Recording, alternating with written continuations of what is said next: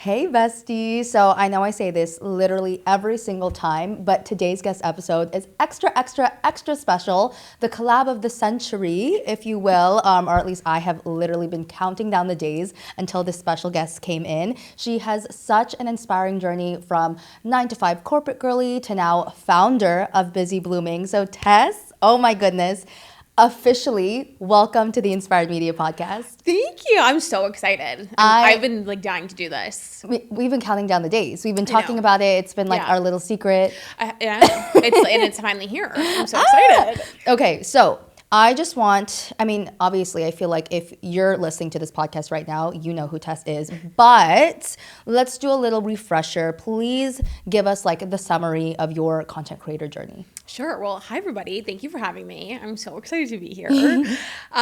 So my name's Tess. I've worked in marketing, influencer marketing, branding, content creation for over 10 years, both on the corporate side, so working at beauty brands, Big Four, tech, doing all sorts of different types of marketing and social media. And then, now I'm a full-time content creator, podcaster, founder of Busy Blooming, where we go to work every week doing content and social media. I just live and breathe content and social, and I love it. It's so amazing. Fun. And 10 years of experience. So you've probably heard tons and tons of social media advice. I know you give your own and all that. So I just want to know, to start off this episode, what are some social media advice that you hate to see?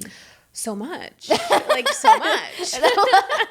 A whole list, if you will. 95% of it. Right. I feel like when you scroll on social, the energy with creation content it's a vibe. It can be very intense. Yes. So I feel like when it comes to whether you're talking to a brand with social media or creators, I feel like for creators, any advice that's about hustly burnout, post as much as you can. I hate that advice because I feel like you're losing the plot. Right. As a creator. The post 6 times a day kind of narrative, right? I see a lot of the times people kind of have that mindset if you don't post 6 times a day, you don't want to bad enough. Right. That energy. I feel like it's not healthy advice. Because then your energy as a creator is you're thinking about posting, not the content, the brand, the audience. Exactly. And I also think that advice really started during the pandemic. Where it was possible. It was almost there's nothing else for us to do. What are we going to fill our time with? So actually posting 6 times a day, or when you hear these influencers that I posted 20 times a day, I'm because we were locked in our houses. We had nothing to do. Some of us didn't even have a job. So of course, do that with your free time. But now we're back in the quote unquote real world. People are working. People have kids, lives, families, whatever. It's just not sustainable for the everyday person. 100%. Yeah. And I feel too, a lot of the advice with social media, you forget that you're a human being. Right. And not a machine. Right. Pumping out content all day. So I feel and just the way creators grow, you don't grow, if you post one really, really good piece of content a day or every other day, you'll see the same amount of growth than if you post, it's just, you don't need to post quantity all the time. It's quality. Yes. The most that you can post high quality content is great. But I think one good video every other day or every day is so much better than 6 just to post, or even 3. It's a lot. Yes. So, yeah. What else? What other icky social media advice have you been hearing around? I think anything about algorithm hacking, anything about the algorithm when that's the main plot. Because there's not just one. Yeah. I think anything that's very, here's how to hack and go viral, the focus on the wrong things. I think anything like that. I feel too, a lot of the times when I work with brands on their social strategy or creators, a lot of the focus is how do we go viral. Sure. And I get why people hear that because that's a lot of the advice. And so I think going viral is so overrated too. Oh my gosh. Yeah. Say it again. Going viral is overrated. Because it happens. And honestly, this happens more than once where someone goes viral and they don't even like it after. I know. And then it puts you as a creator or a brand in a box if you think, okay, that's my thing now. So that's going to be my brand. And that's fine. I'm going to rebrand to go to talk about whatever I went viral for. So again, you lose the mission, the vision, everything. Yeah. And I know you work with creators that want to be business owners or business owners. I also work with business owners as well. And also the thing they have to take into account is are you even ready to handle virality? Do you have inventory for this? Do you have the team to do it? One of my clients right now, they did amazing on socials, but they sold out like for the first time because of one video, and they were like, oh, we need to take a break right now. We can't handle all the orders. Like we literally had to be like, hey guys, like thank you so much for being here, but like, oh my god, like we have to figure all this stuff out with our manufacturers and all that. So I think people don't understand, like it can happen right away, and it can be a lot all at once. So to have like a more sustainable schedule, which is I know what you talk about, like not burning out, is so important, because you don't even know if you could actually handle what you're asking for. Yeah, and I feel like if you're trying to sell something, like as a brand, it's so much better to have even 5,000 views of buyers than a million views of people who aren't interested. Like you need the right eyes on your stuff, not as many as possible, I think too, depending on what you're trying to do, like awareness or whatever. But so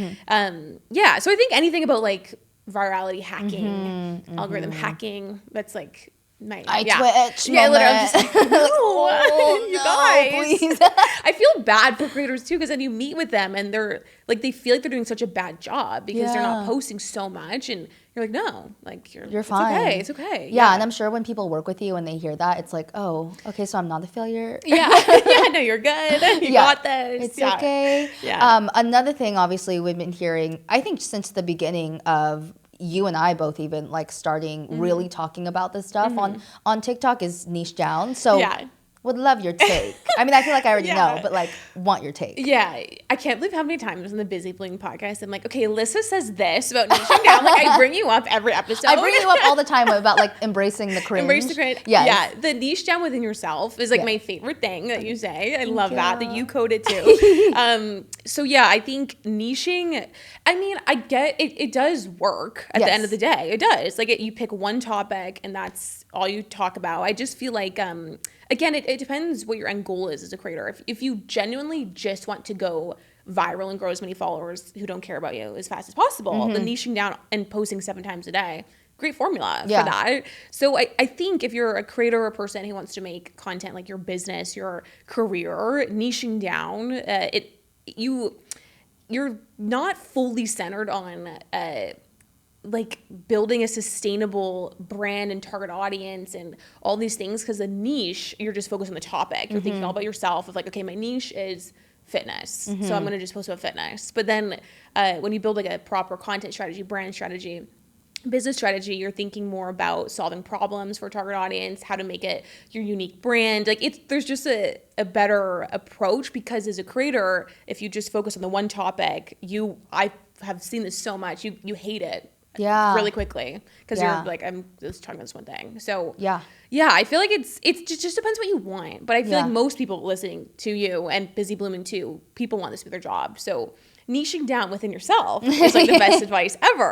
But yeah, I feel like it depends what you want. Yeah, and you talk a lot about content creation being an emotional process that people don't really get when they first start. But so can you talk a little bit more about that, and maybe the ways that we could just be more aware of, like, because yes, it is like strategy and business, but the thing is that when we think about, you know, like an OG business or someone that goes on like Shark Tank or something, or they have a product, or real estate, right? Like there's a lot of money to be made in real estate, but those types of businesses never had to have the CEO be so heavily involved with the consumer, with the customer, with even just having no one cared about who the CEO of a company was until social media. So can you talk a little bit more and maybe give us some advice on like how to handle, I guess, this new layer of the emotional part of being a creator? Oh yeah, I think content creation is that deep. I say that all the time because it's so deep. I feel like we sometimes oversimplify making a brand and business about yourself, like branding your personality. Like it's actually a really deeper thing, because if you ask somebody, okay, what do you want your legacy to be? What do you want to be known for? You have to know yourself quite well.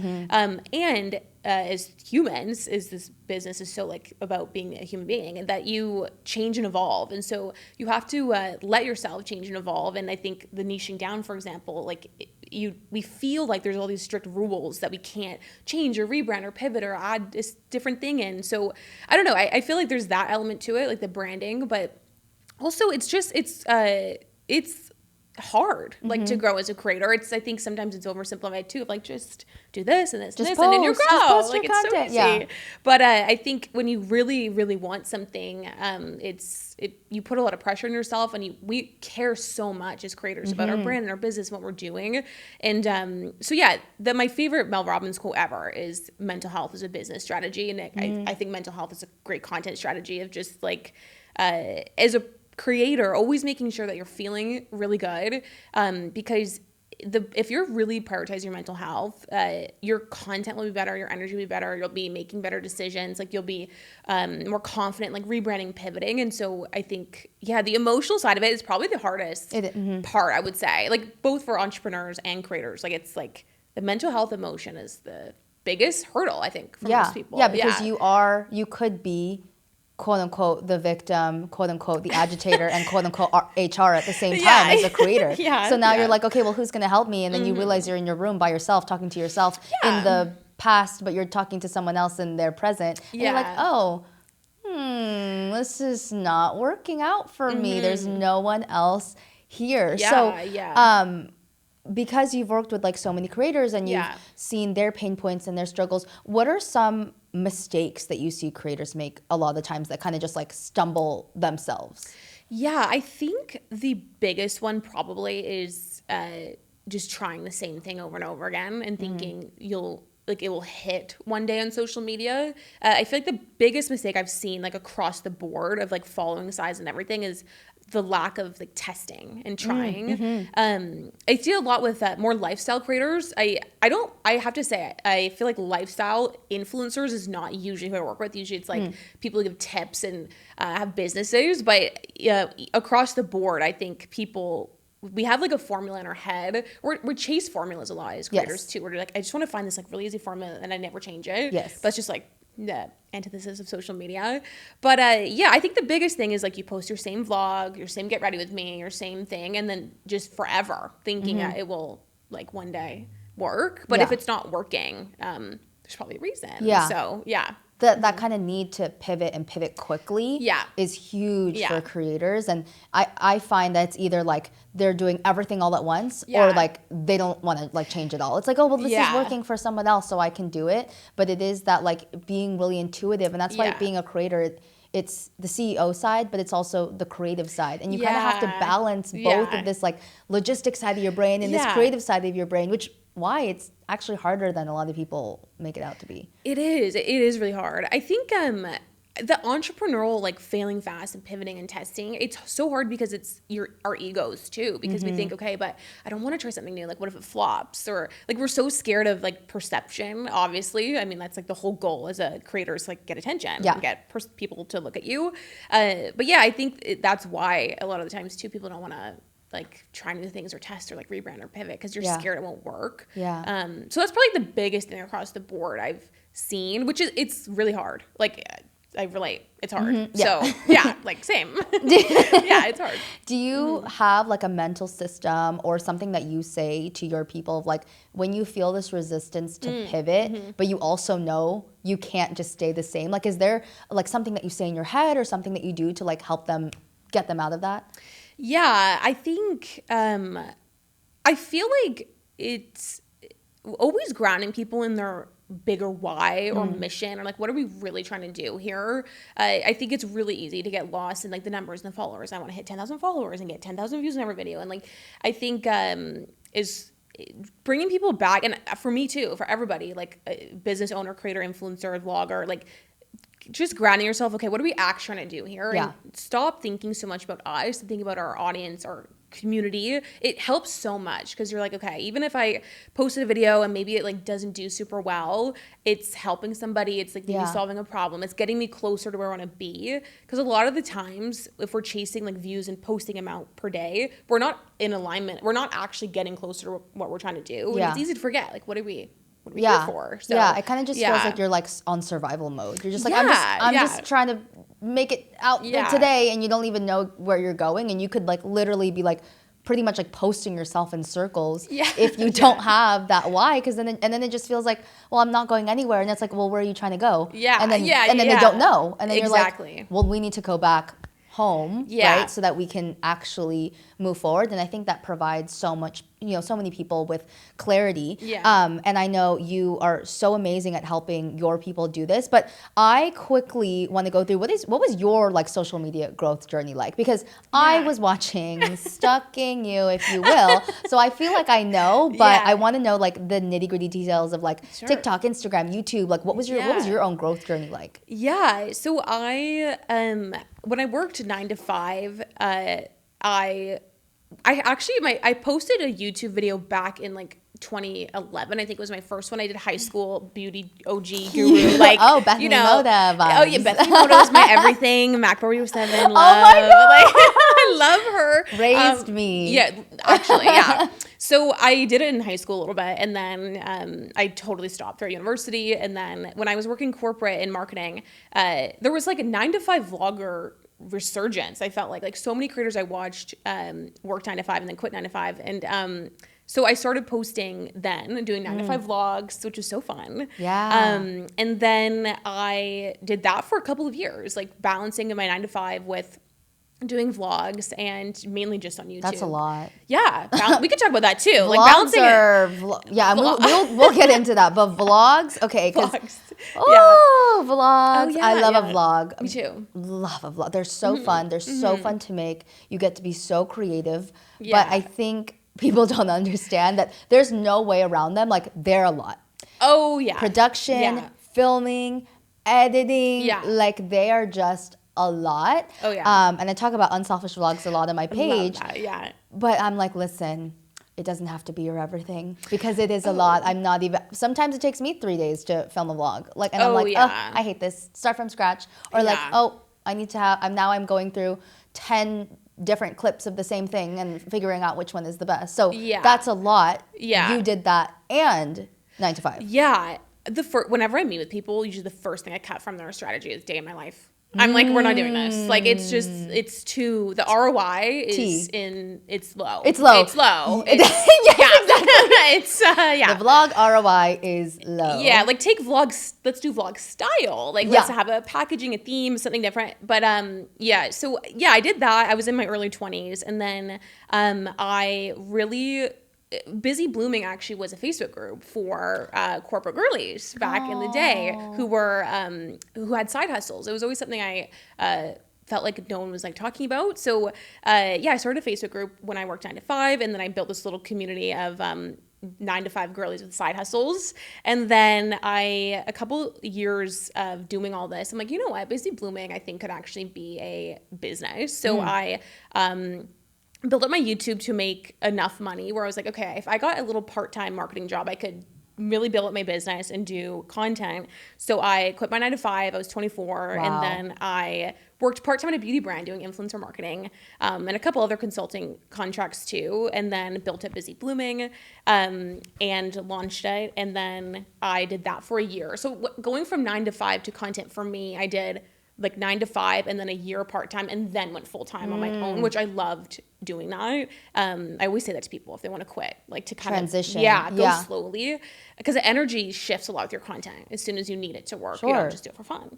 And then I launched Busy Blooming. A year later, I completely rebranded it, and it's a totally different brand now. That's kind of my trajectory. Yeah. And okay, so what about TikTok? Because I feel like I discovered you on TikTok specifically. Yeah. So what was sprinkling in TikTok? Yeah. How was that? Yeah. So TikTok, it's funny because I think everyone has this experience. Like when you're in your like later 20s, you're like, hey, TikTok is like for the young kids. Right. Like, come on. And I was only 24, 25. I was like, I felt so old. Yeah, I was about to say. Yeah. I don't think you're old. I know. But so I started posting again, even when I had my 9 to 5, when I quit my 9 to 5, and after I quit my even part-time, my whole brand was about 9 to 5. Sure. So I started posting on TikTok about 9 to 5, like my salaries, how to negotiate. Like I'm like have that corporate. I always say you can take the girl to corporate, but you can't take the corporate out of the girl. Right. Like I just feel like it was so, corporate's hard in your 20s. It's like scary. And so anyways, I started doing that on TikTok, and then I remember so much. I remember being in a marketing meeting, and I worked at an AI company in tech, and we were in this meeting, and my boss, he was explaining how this whole like content funnel of an AI product, how we can like position it differently and make like a really unique brand for it, and on social media like work people through the buyer's funnel. And the whole meeting I'm like, this is an influencer strategy. Sure. Yeah. This is what influencers should do. Yes. So I started posting a little bit about that on social, but in like a fun girly pop way. Not girly like pop for the girly yeah, 100%. pops. Like a fun way to talk about like traditional corporate AI tech marketing strategy, all for creators. And so I started doing that, and that just like completely is when things started really going well on TikTok. And I thought, but I have this like, all my followers working 9 to 5. I had like 7,000 followers on TikTok. I'm like, can't rebrand. Like I have all my girls like over here. And then I decided to just do it. Rebrand, and that's when everything. Yeah. And so what was like, was there like a moment of like heavy growth, or was it like really slow and steady for you when you made that pivot? I felt like I was resisting it for so long, because every time I would talk about content, I couldn't stop talking about it. Yeah. I was like, I would always disclaim it, be like, I know like people don't follow me for this, but like I really want to talk about it. But every video kept hitting, and I'm like, well, that would have been fun. I wish I could have talked. Like it's that constant thing that we all do. Yeah. But I would say I grew the second I decided to switch from talking about 9 to 5 to content, marketing, social media, cringe, all this stuff. I grew 100,000 in a year on TikTok. Yeah. So yeah. So you're literally living proof of not only what you talk about and what you preach, but the fact that you can pivot. Yeah. And yes, there is resistance, and there might be this like internal battle, but like it's really just you talking to yourself. Like nobody is saying, "Oh, Tess, you can't do that." I know. Like nobody is saying that, and then you grew and obviously have such an amazing community because you did that. So I think like to you listening, like really take Tess's like story as like proof. Like there's no rules. Like just commit to it and do it. And I think also the thing about your story with this pivot too is that you had something to say and you wanted to talk about it. I think sometimes people pivot and they want to do things because it's working or it's trending, but it's like, okay, at the end of the day, yes, we want to make a business, we want the community, blah, blah, blah, blah, all the stuff, but it's like, you have to have something to say. Like have something to say and say it with your chest. And like that's the thing that will carry you. And I think that's why like it actually made so much sense for you, because it's like, well, I actually want to talk about this. You can tell if someone's just kind of here for the bag, which like respect, but it won't get you all the way there. Yeah. I think too, when I kept seeing people talk about content and thinking like, this is so missing the point. Like I'm like, this is horrible. Put your rockin' emojis away. Yeah, like please put those away. I think it's just like I just remember always feeling that way. I think a lot of people feel that way about different areas on social media. So yeah, we give these rules and structure like so much. I do this all the time. It's probably like my biggest mistake I make is like I have to post like the vlogs on Thursdays and then Monday it's like why did you make that random schedule that I'm like stressed now to meet? So it's like this constant unlearning. There's no rules with social media, and you can change them anytime you want. Truly. Negotiation, you can change that. You can change your format. You can change. I think as long as there's intention behind it, you can do it. But again, something I really love about your story is that you started off on YouTube making OG high school beauty videos, which I feel like you're so cool because I did that without the camera on. I just talked to myself. Oh, love. I don't know what the study. I still do that. Literally. Like getting ready. Like, I'm never supposed to get ready with me, but I'm like, hey guys. Got this at Sephora. Yes. So look at the shine. Love swatch.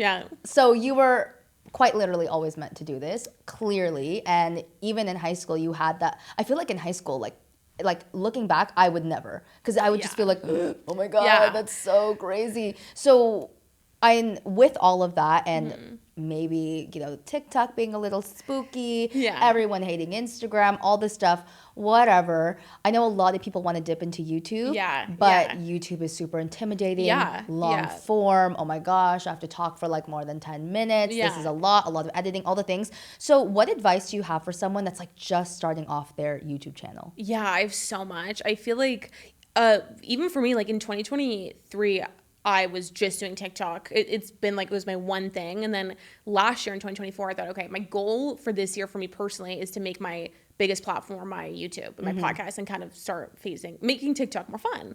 Not like just my business. And so, the last year, which is something I haven't really like shared everything I've been learning and testing, but this last year and a bit of just like like taking courses mentally, like watching everything about YouTube, figuring out, because my biggest mistake when I started last year, like getting on YouTube again, like posting my first video in years on YouTube, it's changed so much of how it used to work. Like just the user behavior is different, the algorithm's different, which, like, you know, algorithm's one thing, but it's just different. Like in the ways you do thumbnails and titles and hashtags on YouTube and shorts now. And so, I think my biggest piece of advice for someone getting started is that you have to break up with this limiting belief that it's impossible to grow. Like it's just not. I work with people all the time. One of my closest friends grew she started her channel a year ago and she's at like 350,000 subscribers. People I know have grown like so much. So I feel like there's this thing about YouTube. We think it's like impossible to grow, but it's not. It's actually like, it's so fun. I love it. So that's my biggest like first tip is like, just don't feel like it's impossible. And then in terms of YouTube, so if you're going from like short form to YouTube, YouTube's a totally different thing, but I find it so much easier, I feel like, than short form, probably because I can't stop talking. So right. I love this. Like professional yapper. But yeah, literally. But I feel like a piece of advice I would say to people is that don't treat it like how it used to be. Because I feel like a lot of people, when we think about YouTube, we think about people like our age in their 20s of like the Bethany Modas, like how it used to be. So then you're finding people nowadays posting week of my life, calling it week of my life, and then it's not working. And so it's just, I think I would spend some time like looking just into the technical side for people of the user behavior, which we can go into. Well, so what would you say are those like biggest shifts from YouTube before and what's working on YouTube now? So back in the day, like a lot of the advice like 10 years ago was keyword stuff your titles, like make it SEO like searchable, because the user behavior, majority of users would find videos through search, but now on YouTube it's all the home feed is like the biggest thing.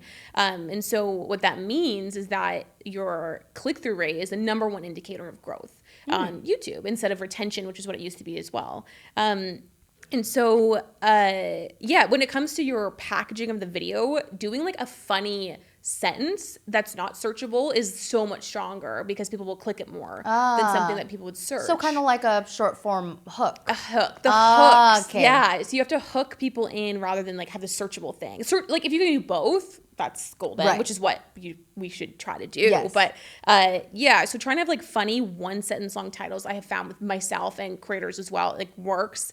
And thumbnails as well that are like complimentary, so you get that click. A huge thing too, a big tip is that when people click on the video, if you're repeating the title of the thumbnail, it's so great for retention as well. I think a big mistake people make is that podcasts too, like when people upload their podcast, they have this like, they package as a podcast too much. I feel like they're like episode 1, like whatever, like no one's gonna click on that. Yeah. But then another mistake, I did this too last year, is that you'd click on this like amazing video, and then the beginning of the video, you're like, welcome to the Busy Bling podcast. My name's Tess. Like you're not matching what they just clicked on. So you have to kind of do multiple hooks as a creator on YouTube, if that makes sense. Yeah. So you're saying like not starting it out with like that kind of traditional intro, but maybe it's like a juicy clip, and then it goes into a short intro, and then it goes into, it's kind of like the way that I've set up this podcast, but like audio, where they get a little juicy. So it's really more about like making it, it's really just dipping more into the creative. Yeah, totally. And like, I think a big thing that helps me and people as well is when you click on the video, going through immediately like what you're going to talk about, and time stamping is huge on YouTube because people can kind of look through an agenda of everything, or not an agenda, but like a whatever. Yes. Outline. No, that helps me too a lot. Yeah. I love when people do it in the comments. Like, literally. I'm like, I swear, YouTube commenters, they're built different. They will have a thesis. Yes, and they'll do summaries by themselves. I'm like, clock in. I know. But sometimes we do like exercises in the comments. So I love like YouTube. The community is just it was interesting from my business perspective too. When I was just on TikTok growing coaching and different things versus YouTube, I can't even believe how much the conversion is so much stronger on YouTube. Yeah, I bet. Like, because if you think of like the buyer's funnel, like people are watching you going through the buyer's funnel in one video. Like, it's crazy. Right. Instead of like here's constant. one piece, here's one video that's for awareness, here's one video that's for leading and nurturing, and then and then another one where you sell. It's literally all in one. So would you say, and I'm asking selfishly for myself, someone that is more comfortable with short form, to try to maybe, like, let's say your week content schedule is that, right? You have like this for this purpose, this for that, this for that. Would you say it's roughly like just combining them into one? Like, is that a way that we can like make our brains understand long form more? I what we do and what I do with a lot of creators is we if you're a long form creator and you want to obviously diversify, using the long form as the theme of the week. We do that, and it works great for creators like we work with too. Like trying to create an ecosystem around every YouTube on short form. So it's kind of like YouTube or whatever long form you have. That's kind of like your new home base. And then it kind of just like spreads out from there. Busy blooming, like our whole business, the center of it is our podcast and our YouTube, and then everything breaks out from there. Which is new, like newer in the last year and a half, but it's like amazing. It's the YouTube community. People, like, all our videos are like an hour, our vlogs are an hour, and if 50,000 people watch you for an hour, like that's way better than a 7 minute. Or not even 7 minutes, 7 seconds. So, but it's daunting. Like, I get it. It is, like, totally. YouTube is it's a different world, but it's actually like quite simple once you kind of get into your rhythm. So for the person that's kind of just starting out with, what would you suggest their like schedule should be? Like, is once a week like okay, or is it like, oh, you should be trying to push for 2 or 3, or like how should someone try to get this into their workflow? So the algorithm used to be, back in the day, like if you'd post like a video every day, for example, it would kind of suppress the last one you posted. It's not like that anymore on YouTube. So every video is pushed out equally. I feel like once a week is like even a lot on YouTube. I feel like it's good. It's a good amount. If you can post one good YouTube video and then make an ecosystem on short form around that, that's like gorgeous, the best. Beautiful. I think more than that, it depends what you want to do.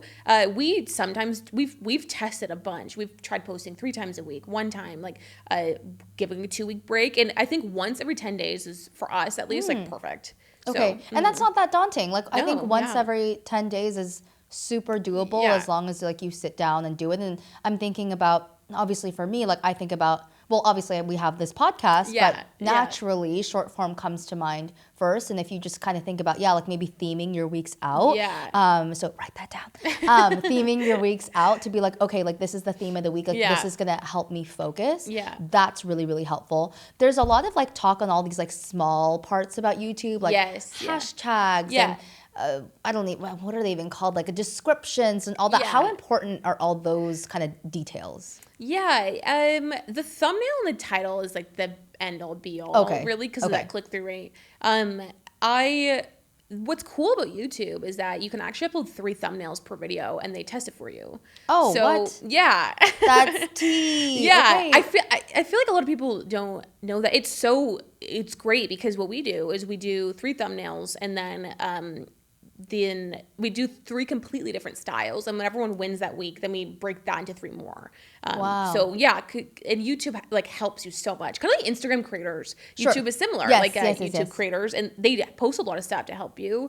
So the thumbnail testing and every time you update your title or thumbnail, YouTube will retest your video again. So it's as if you posted it fresh. So that's cool. Which is really cool too. So if you're noticing like a video gets stuck at like 10,000, just update the title and the thumbnail, and YouTube will refresh, like push out for the first time again and test it for you. Which is really cool. I feel like, again, people don't know that.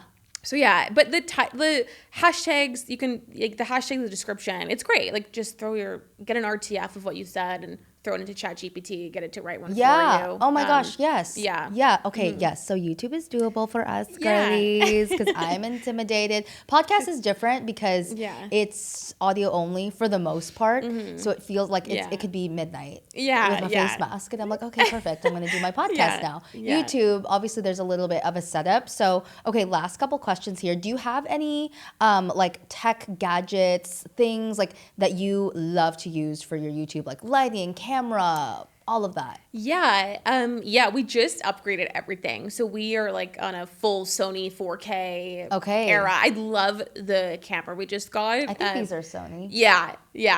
I can't tell. I'll ask podcast editor later. I don't know anything. He just puts them there. No, it's gorgeous. But we use a Sony ZV-E1 Mark II. It's like the best camera. It's a little pricey, but it's like it looks like you filmed it with your eyes. Like it's so clear. I mean, your YouTube videos are, and you repurpose them, right? Like that's what we see on TikTok too. Yeah, my podcast and my YouTube is the same thing. Yeah. Which was like a huge change too. So yeah. They're 4K, like it's so good. So that's been something we do. The mic, actually now we just switched up our podcast format like 2 weeks ago.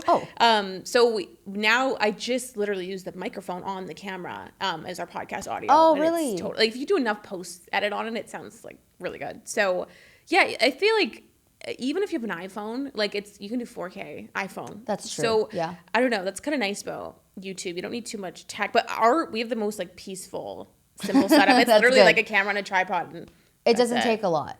Yeah, because I also think that's, even to me, like that's kind of a fear too of like, oh, we're going full production mode. We need the lights. We need this, that, which of course, if you have that, I think that's great. But if you don't have it, maybe I think there's also that like mental block of like, oh, if I don't have all of the bright things, I can't do it, which you really like, you just have maybe a good source of natural light, maybe a few panel lights, a camera, and you don't even need a mic, like as long as like the mic on your camera is good, and then like growing from there. But I do think a lot of like the tech stuff is like very overwhelming for people, and they're like, oh, I can't without this. But yours is really simple, and yours looks great. We have no lights, like we literally just have our camera. Oh, period. So you have natural light. Yeah, I just use a window. Oh, perfect. Yeah, it depends on the camera the light picks up, but also if you don't have a microphone, just use your iPhone or your phone and set it up on a little table and use that audio too. Yeah. But yeah, no, I have no tech like set up besides our camera, and then obviously the post editing, production, all that. Yeah. But yeah, we keep it really. It's really peaceful. simple. Yeah. But I love it. Very much you. Very you coded, like, if you will. Keep it chill, keep it nice, keep it peaceful. We don't do too much. Okay, I'm curious though, because you're on Instagram, you're on TikTok, you obviously YouTube and the podcast, busy blooming. Yeah. What does your content workflow look like to keep yourself nice and peaceful and easy? Because that's your, I feel like you're just like, we just do what we do, which I love. So like, what does your workflow look like? Yeah, it's really chill. Like, so YouTube is like the center of everything. It's like the biggest platform is our podcast, and the YouTube. And so every week, we start out, I think about, we have a meeting with everybody, and then we think, okay, like what are people feeling? What's the vibe this week for the Busy Blooming community? So depending if it's like whatever, certain time of year, New Year goals, like burnout, March is always like crash out season for everybody, myself included. Sure. So, we think about that, and then we do the video, and then that goes into all of our short form for me personally, because my personal accounts on Instagram and TikTok, I follow the same theme. Yeah. So whether that's like clips or just doing like a vlog voiceover about the topic, but just centering everything around the video that week is what we do. Making a carousel, throwing the script into ChatGPT, saying make 5 carousels from the script. Yeah. But yeah, everything is centered around that, which I love. It's so like you have a really good ecosystem. Yeah. So I think like for the person listening, for you, if you feel scattered in your content, or if somebody feels like they don't have a good routine, like maybe start from your home base, whether that's YouTube, whether for you, if it's not, maybe you're more comfortable on TikTok. It's like, okay, well let's start with TikTok, and then I'm sure if you really love what you're talking about, which you should love what you're talking about, I'm sure this could be a 20-minute video or a 10-minute video. Yeah. Start from there, and then the carousel, and then all this stuff. Yeah. And I think this really is so important for creators to understand, because you will have, I always say this, like most content creators have a content execution problem, not a content ideation problem. 100%. Because you can have 20, it doesn't matter. You can have 20, I can give you a million ideas. I know. But that doesn't mean it's going to be helpful to you. So I think when you have a really good ecosystem and you start with your home base and kind of grow from there, you're actually like, oh, not only do I need less ideas, but it's actually not helpful for me to have more, because I have so much to talk about with this one thing, like going deeper instead of wider. It's like, well, those other content ideas are actually like not helpful. Yeah, totally. I think too, something I've totally changed the way I worked. I feel like in the last like year and a half of just slowing down like a lot. And I think you can't, well, you can, but you can't really do everything all at once. So, yeah. Oh my gosh. For me, I try to view my social media platforms, Buying and Busy Blooming's, in like a hierarchy rather than a list. And so YouTube's number one, which is the need. And then Instagram and my Instagram, Busy Blooming's Instagram's number two this year. But TikTok is like a bonus. Like, really? Yeah, I haven't posted on TikTok consistently since 2023. Wow. So yeah, I mean, I post like fun little things here and there, but I feel like once I let that go and like just reprioritized, it helps too, because you're not feeling you're failing all the time as a creator. You're like, I did my need to haves. Nice to have it be TikTok. If you didn't get it this week, like it's fine. So trying to just like really have priority and changing them every week, every month, depending on how, like what your goal is, but always like prioritizing rather than having this long list. Okay, this is everything. Stop the podcast episode. If you're on your hot girl walk, get your notes out, pull over. I'm just kidding. Pull over. But Tess's hierarchy of priorities, this is huge because content does a lot of time feel like a really long list of things to do. And the thing about content is that there's no race to win. You never actually achieve anything. You don't, in the sense of there's no finish line. There's always something to improve on. There's always something to get better. So it can feel really discouraging. But if you have like what you have, which I think is genius, like this priority, it's like you're always coming back to like, okay, this is what I was set out to do in the first place. And the fact that TikTok is a bonus for you, I think is huge, because I think a lot of people cannot relate. They're like, let's get viral. Let's go on TikTok. Honestly, for me too, like, I love TikTok and Instagram. Love both, but I love them both equally. And I never wanted to go heavy and on TikTok route. Like maybe it's because people kept saying it, and I'm like, well, if you tell me to do something, I'm not doing it. No. But it's almost like it's like reprioritizing. And I always say to my community, like, I'm really happy that I didn't let go of Instagram and I continued with it, because now they're both equal in weight, I feel safer, as opposed to like leaving one platform behind and going so heavy in on this like new opportunity, which again, I think it worked for some people. But if I'm thinking about the business and your social media career, it's like, well, where are you only going to be living in this one place? Like, are you just going to have one storefront? Like, no, a business wants to expand. It's really following what you're drawn to too. I feel like sometimes it's so important. So I find for me, I was always thinking, oh, I just want to do a YouTube. Like, it's so much easier. I just want to talk about this, but I'm forcing myself to post on TikTok. So it's just like, I don't know, like letting yourself evolve and like move as well. And like we take tons of breaks. Like, it's just, I don't know, like nothing is more important than feeling good and happy and like good, like living life. Like I love that you said that, because I think people feel guilty a lot of the times of like, we take so many breaks. I'm like, they're like, oh, I didn't post for a day, and I'm like, man, TikTok. Oh my God, a day. We take like a month off sometimes. Like, it's fine. I feel like it just, I don't know. I never used to be that way ever. I was like so deeply unwell, workaholism, like a while ago. But we did the work. Oh, did the work. Yeah, a lot of work, a lot of life experience happening.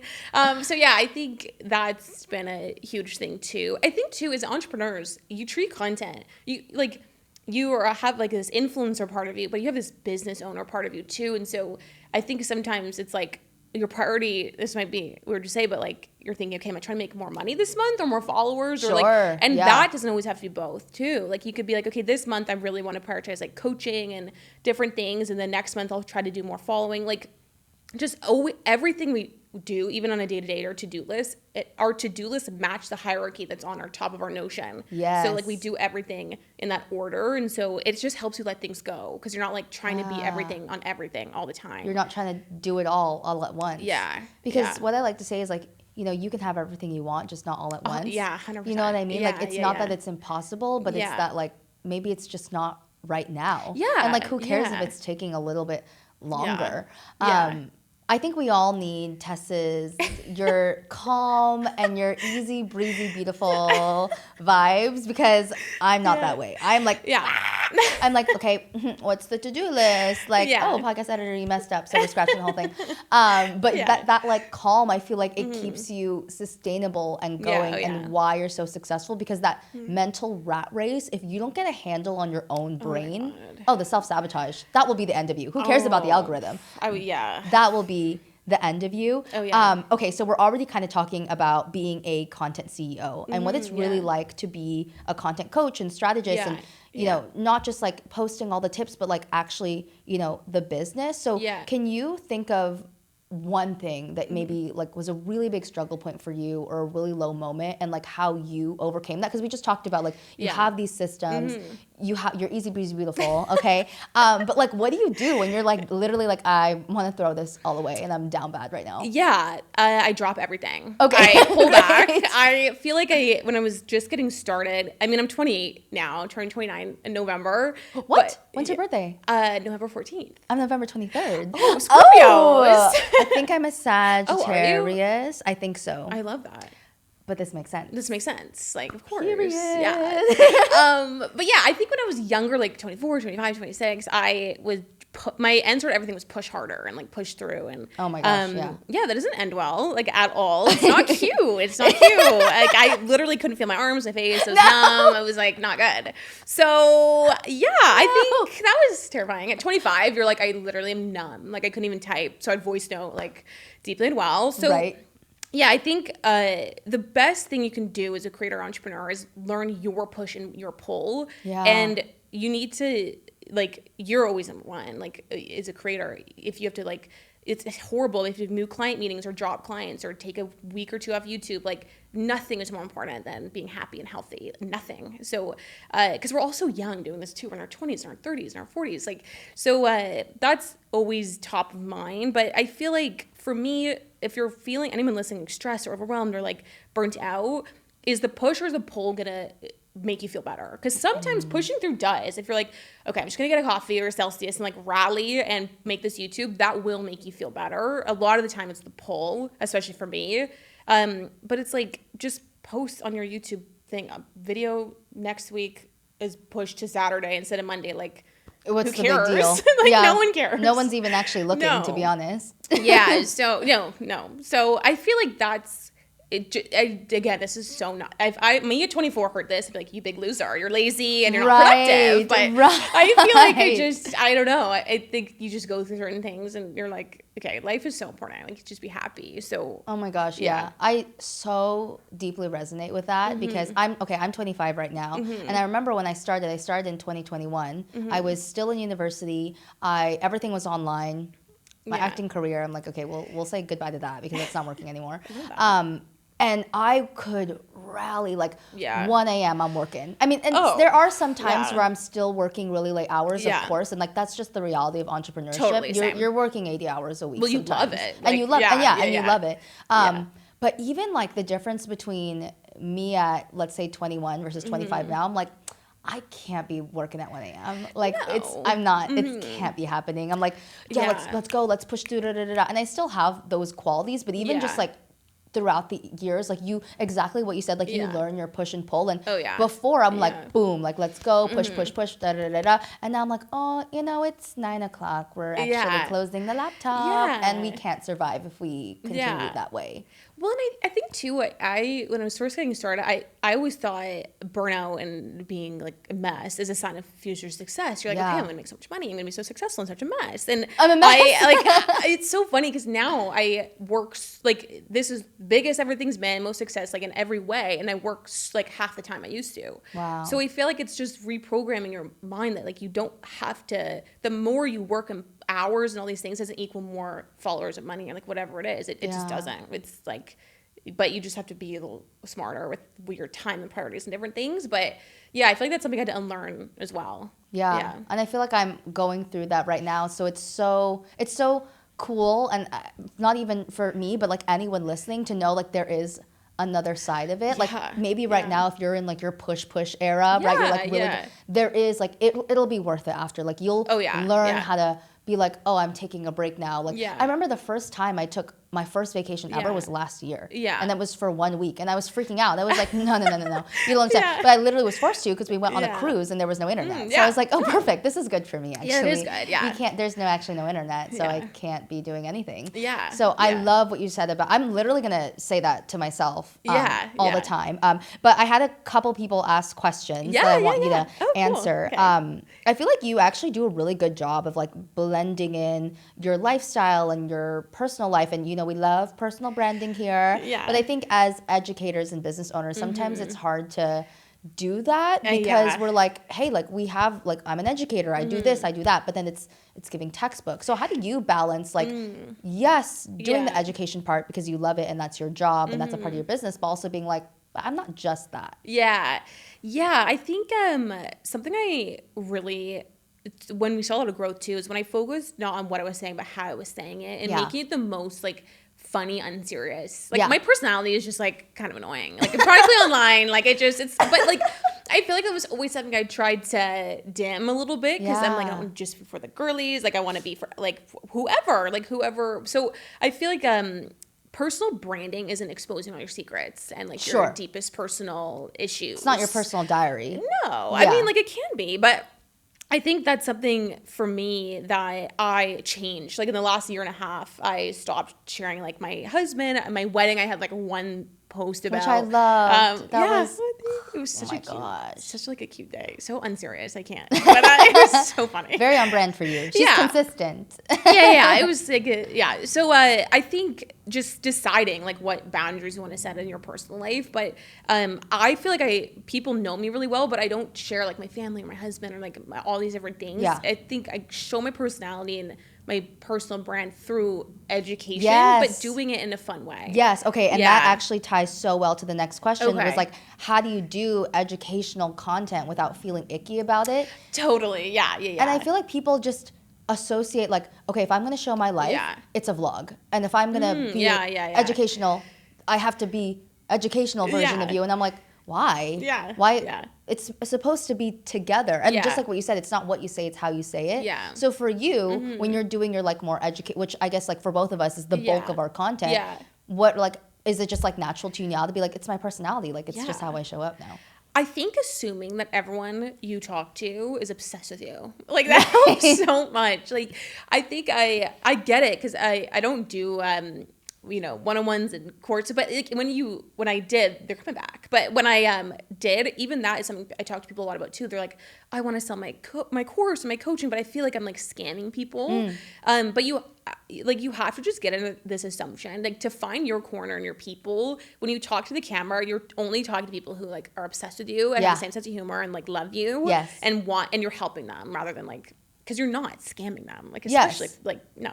So I mean, some people might be, but not over here. Right. Not people on this podcast. Not people over here. Yes. So I think that's something that helps. But I feel like with Busy Blooming too, with our podcast, like making it just your own, like you coded, but when you talk about like whatever fitness tips, content, like whatever, like adding in your own experience, like your own personal struggles and different things quickly too, helps that as well. Yeah. Because then it's like, it gives us a reason to listen to you. You're not just another person that's here to give me tips, which a lot of people want, but if you want someone to really be bought into your community and really connect with you, we have to know that there's something deeper here. Like you've been through this and you've struggled through this and you have the experience. So I think like literally exactly what you said, like educational content is not exclusive to showing who you are. No. Your personal brand is integrated within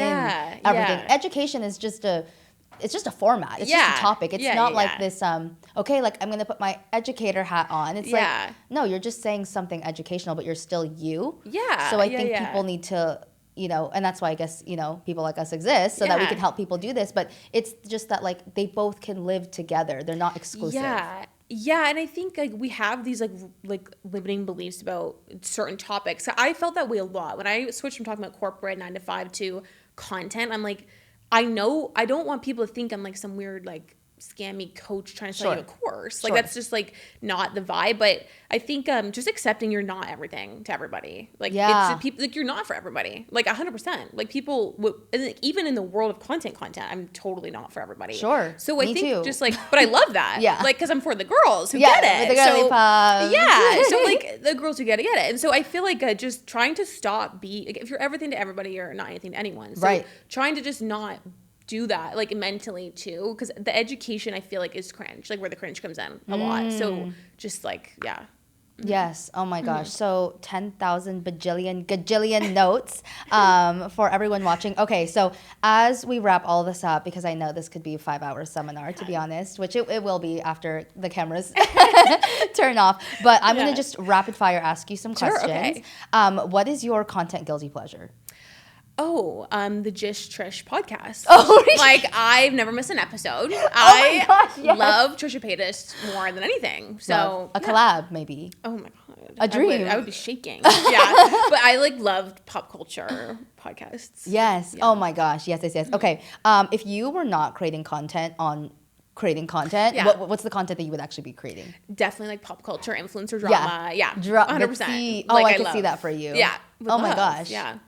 That should just be like a little like Tess After Dark. 100%. Yeah.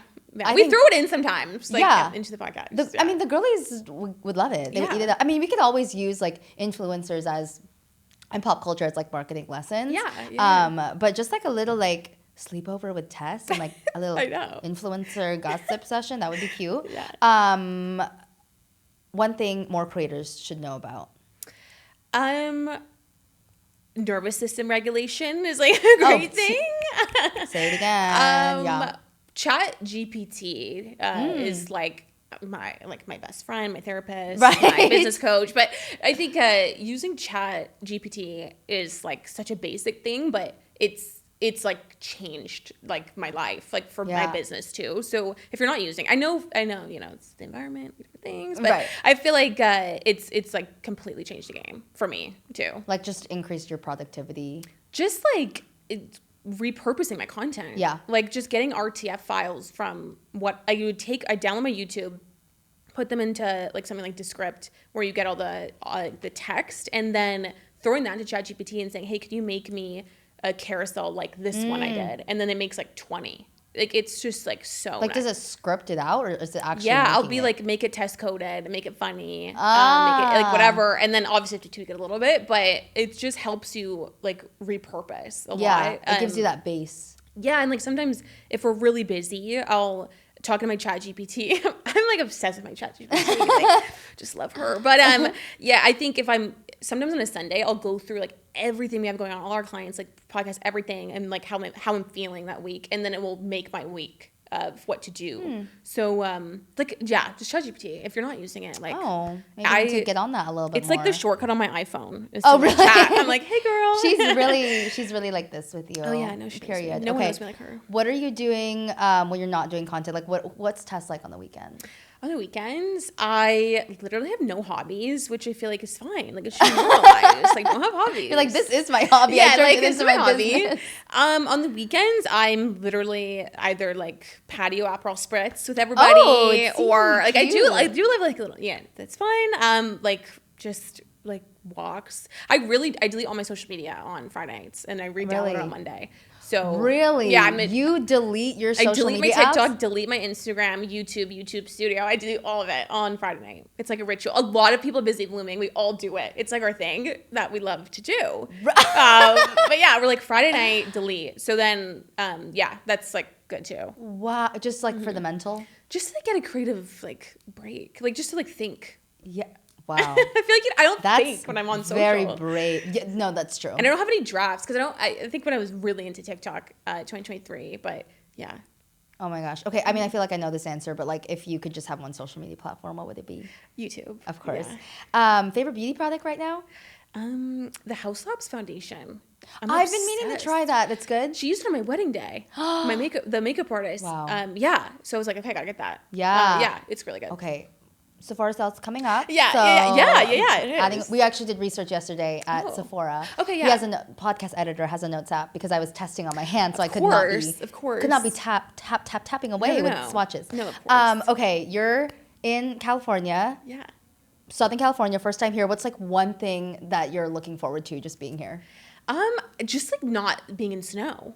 It's snowing. It's snowing. It was snowing when we left in Toronto. Yeah. We don't have that here. No, I know. It's like we were at the pool yesterday and we were alone. Me and my husband, like it was 19 degrees. I don't know what that was in Fahrenheit, but it was like 19 and everyone was like in their jackets and we're like in our swimsuits in the sun. I'm like, so fun. That's okay. So obviously, we speak in Fahrenheit. So okay, yeah. 60 degrees Fahrenheit is like we put the jackets on. Yeah. Scarves are on. Layers. Yeah. Okay. Layers are on. It's freezing. We're like, ooh, burr. Yeah. And everybody else that comes, they're like, what are you doing? Why do you have a hat on? Yeah. We're like, because it's freezing. We can't handle, oh my gosh, it rains a little bit here. Okay. The California girlies are like, no, we're not going outside. The streets are flooded. Yeah. That's so funny. Is there anything like coming here, besides the fact that, yes, we're spoiled with the sun, is there anything here that's like stereotypical, like, or like maybe something that like shocked you about being here? I don't know. I haven't really, honestly, haven't like left the hotel. We'll change that. Yeah. I think I don't know. I feel like everyone is so like nice, and I haven't really met that many people in LA. There's a bar over there. Okay, yeah. Well, no, everyone seems really nice. Like I think it's more date. Like I was kind of coming in. I had my hot girl walk outfit, my headphones, like all that, and I heard that's not. Don't do hot girl walks in the morning in the dark. We don't. Right? No, not in LA. So no, not in LA. I'm like right in. I didn't know like anything. Apparently, like the area I'm in is not super. Safe. There are some places in LA that you just gotta be a little careful. I grew up around that area, so we always knew like where to go and where to. But like, don't worry, you will be very good and fine and dandy here. But oh my gosh, okay, I just know every single person that's listening is going to take so much away from this. And as we close this out, tell the girlies, where can they find you, connect with you, work with you, all the things? Yeah, so everyone come join Busy Blooming, or like the happiest corner of social media. Yes. We're like the girls, we go to work every week. Yes. So join Busy Blooming with the YouTube, the podcast, all of that. And then my social's just my name, Tess Barclay. And amazing. Yeah. Oh my gosh. Well, thank you so much for coming. It's crazy you're a real person. I know, it's so weird to like be in real life together. It's I've only seen the top half of your body first. No, literally, I know. And like everyone, we're gonna do a swap. So everyone, part 2. Yes, like, part 2 will be on Tess's page, and we're gonna be doing all the social media content, all the things. Yeah, all the lifestyle you coded. I need to hear all your tips. Like, the girls. It's gonna be a time. It's probably gonna be 20 hours, but we did a really good job. It's only been a little bit over an hour. So to everybody listening, thank you so much. I hope you took something away from this, at least one thing. If there was a big win, or maybe a moment where you had a little laugh, or where she said something that changed your life, because I know that I'm literally gonna leave with so many mental notes. Please keep me updated on Instagram, TikTok, at Inspired Media Co. I will see you on the next one, and as always, break a leg.